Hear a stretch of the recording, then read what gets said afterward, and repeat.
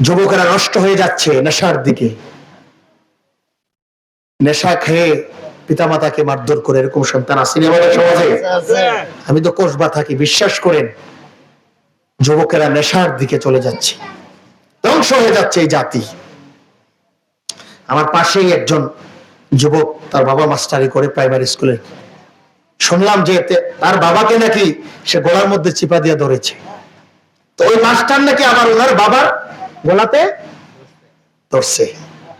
আগে মুরব্বীরা বলতো না যে ক্ষেতের সাহা খেতেই ভাঙ্গে, লাইলাতুল্লাহ আগে না। আল্লাহু আকবার।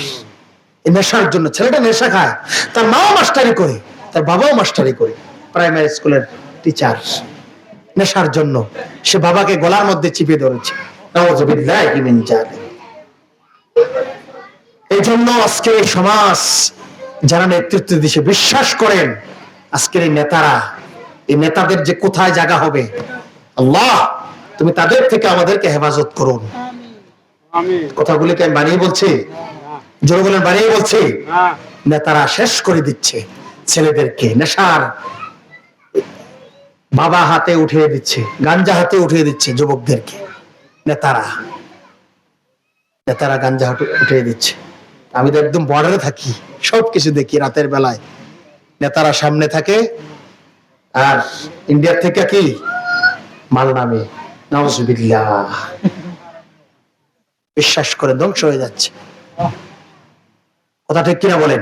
কথা বলতে আমরা দেখেন না, যুবকরা নষ্ট হয়ে যাচ্ছে নেশা করে, রাত দিন 24 ঘন্টা নেশা করতে করতে শরীরটা শেষ হয়ে যাচ্ছে। আমার চোখে আমার একজন মুসল্লি, সে আগে থানাতে ডিউটি করতো, তার শরীরটা এত সুন্দর ছিল, এত স্মার্ট ছিল, সে দেখি এখন নেশা করে তার শরীরে আর কাপড় থাকে না, শরীরটা একদম চিমে গেছে।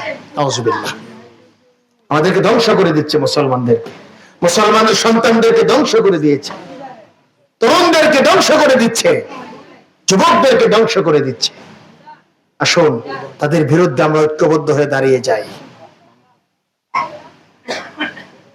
সমাজ পরিবর্তনের সুযোগ এসেছে। আমরা আল্লাহর কাছে দোয়া করি, আল্লাহ যেন এই সমাজটাকে কোরআনের সমাজ হিসাবে কবুল করে। আল্লাহর কাছে আমরা দোয়া করি, আল্লাহ যেন আমাদেরকে সামনে এমন নেতা দেয়, যে নেতার জীবনের মধ্যে, যে নেতার চরিত্রের মধ্যে রাসূল করিম সাল্লাল্লাহু আলাইহি সাল্লামের আদর্শ পাওয়া যায়। সুবহানাল্লাহ।